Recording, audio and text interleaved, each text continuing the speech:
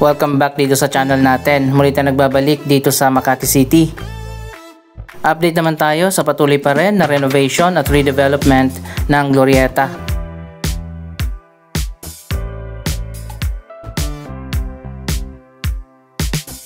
Andito tayo sa likod ng One Ayala sa harap ng Glorieta Park. Bukas na pala dito sa baba yung isang clinic at dalawang cafe. Ongoing na nga sa ngayon ang major redevelopment ng Glorieta Park. Kasama yan sa redevelopment ng mga Ayala Malls. Ito na ngayon ang bagong facade dito sa Glorieta 4.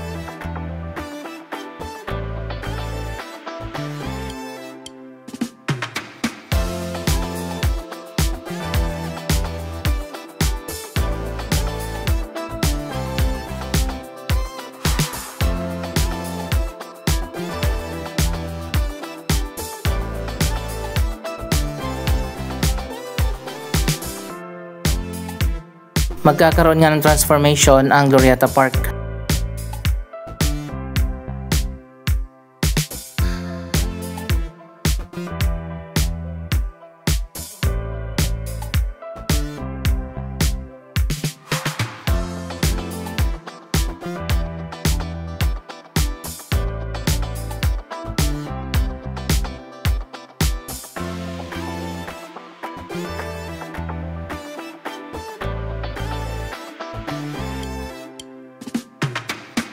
Yung service road pala dito sa harap ng Glorieta, isasara na yan dahil i-extend na nga dyan sa harap ng mall ang Glorieta Park. Eto na pala yung bagong drop-off point ng Ascot pati na ng Glorieta 4. May ginawa dyan na bagong roundabout.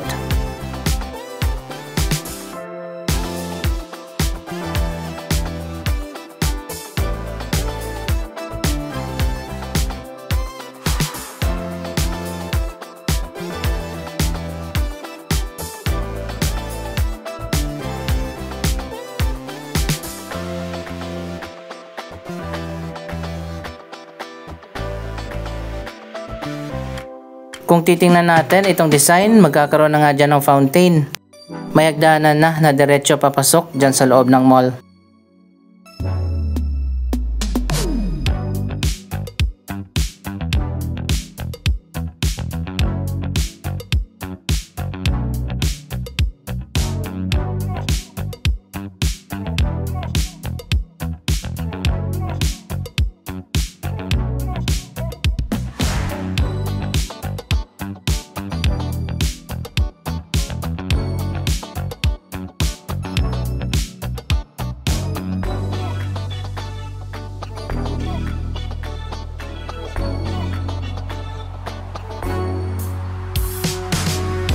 Andito pala tayo sa alfresco area ng One Ayala. Maraming mga restaurant dito sa likod.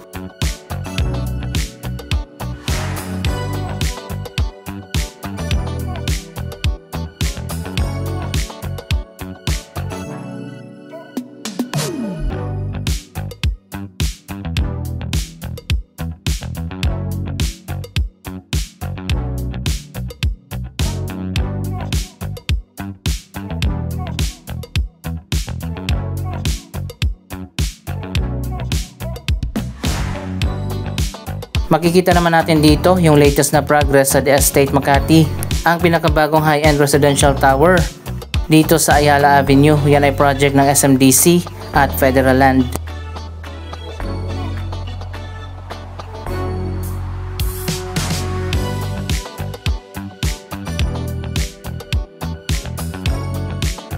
Ito naman ang bagong elevated walkway na nagko-connect sa Glorieta 5 at One Ayala.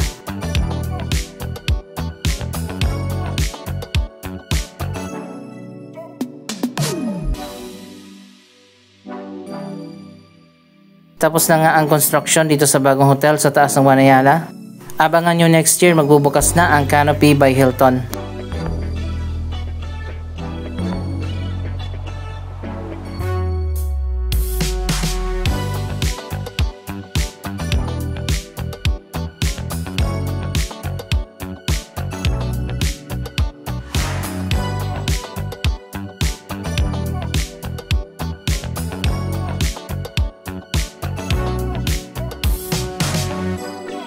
So ayan guys, wala na nga gumagawa, tapos na. Lalagyan na rin ng mga glass windows.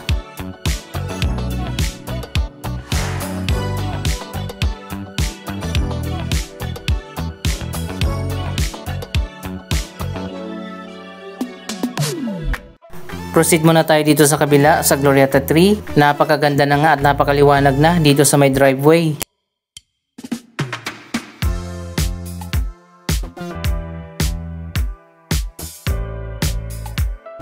Tapos na yung exterior ng Glorieta 3.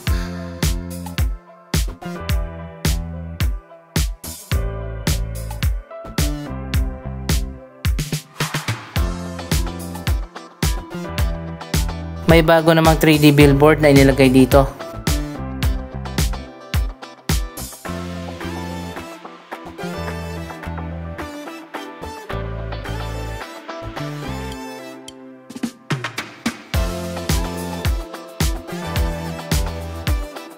Ang malawak na park naman dito sa likod ng Glorieta 3, magkakaroon din yan ng transformation katulad sa park doon sa harap.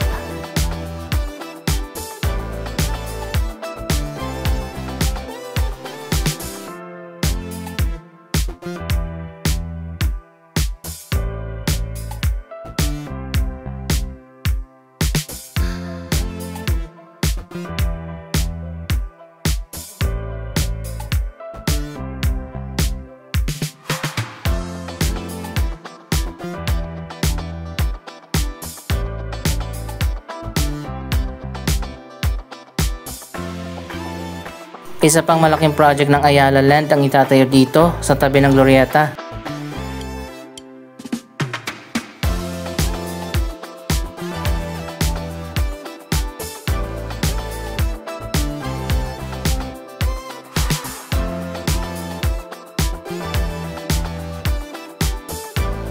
Update naman tayo dito sa loob ng One Ayala. Ano na mga latest na ganap dito? Bukas na pala ang mas pinalawak at renovated na bench store at magkakaroon pa nga ng bench cafe.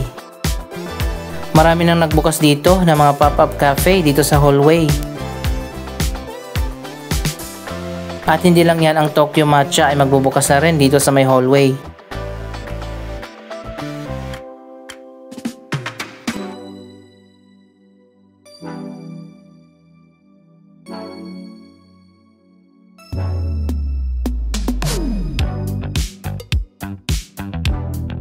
Ang ganda pala dito sa loob ng bagong bench store.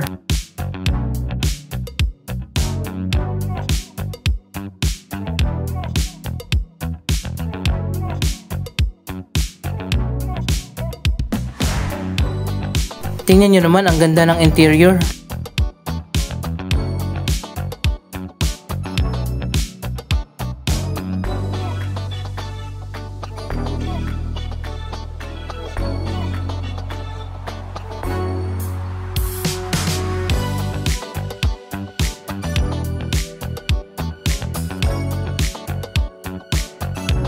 Mas marami ng tao ngayon dito sa One Ayala.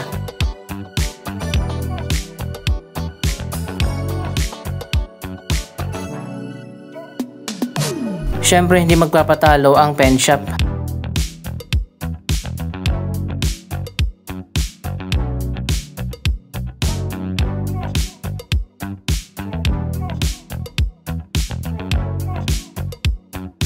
Pero mas malaki yung store ng bench.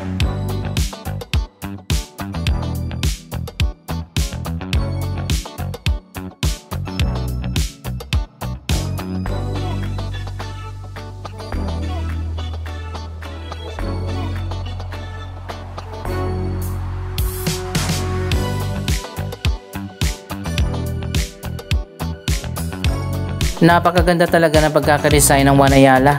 Ito ang example ng transport hub. Sa baba nito may bus terminal at PUV terminal. At dito naman sa taas ang mall.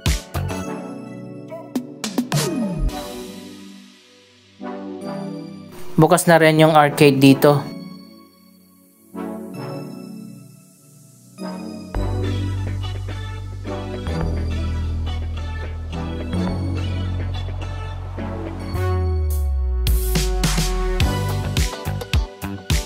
Halos fully occupied na pala yung kabilang side ng One Ayala. May napansin lang ako, nakita ko itong folded and hang. Siguro naman alam nyo yung brand na yan na sobrang sikat noon. Ano nga palang nangyari? Bakit naging pop-up store na lang sila? Diba dati kasing sikat na sila ng bench at ng pen shop? Tapos biglang nawala yung mga store. Ano nangyari dito? Sana makabalik sila sa dati. Naalala ko dati, malalaki yung mga store ng folded and hang.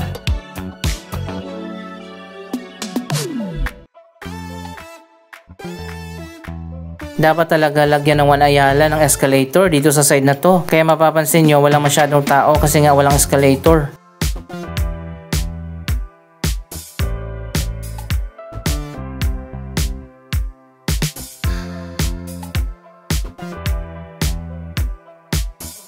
Kahit isang escalator lang dito sa baba. Dito lang sa kabilang hallway maraming escalator.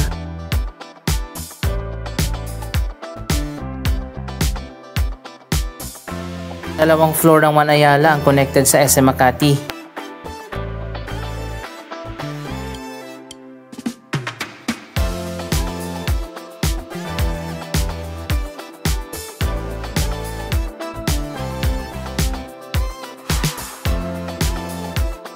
Sana dumami pa ang mga transit-oriented development na katulad nito.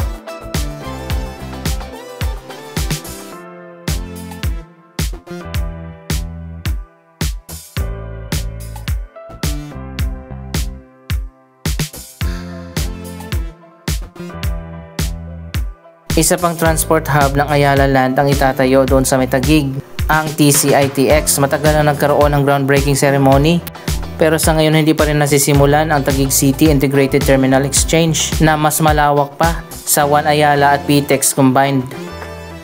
Yun naman ang magiging grand terminal sa south ng Metro Manila.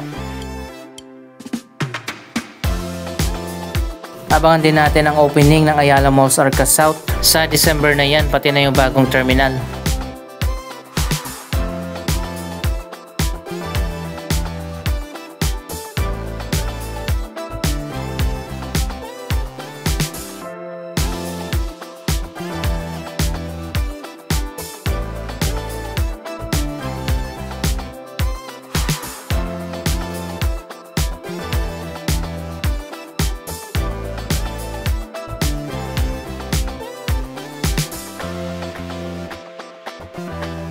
Andito naman tayo sa baba sa PUV Terminal.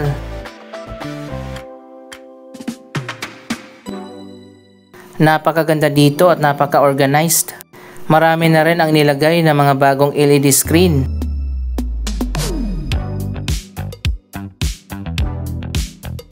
May sariling food court din dito.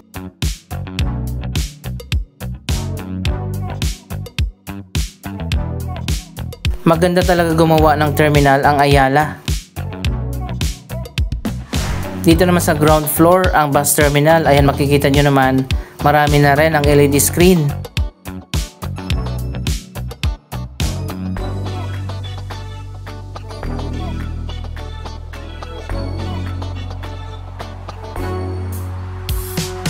Ibang-iba na nga dito sa One Ayala Bus Terminal.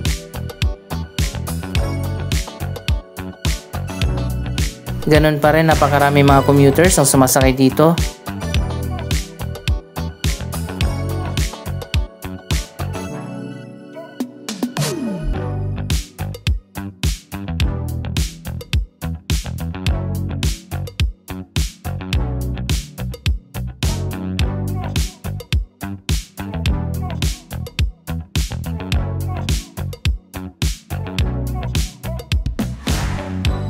At ito naman ang giant Christmas tree ng One Ayala dito sa may atrium.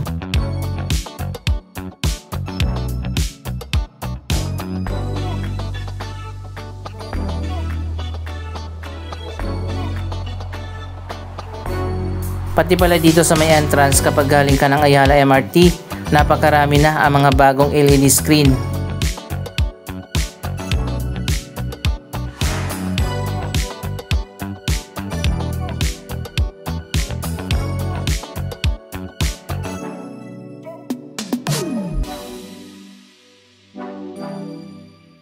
Anong masasabi nyo sa mga proyektong ito? Mag-comment lamang dyan sa baba ng inyong mga reaksyon. Maraming salamat sa inyong panonood. Huwag kalimutan na i-like, i-share ang video ito at mag-subscribe. Thank you for watching.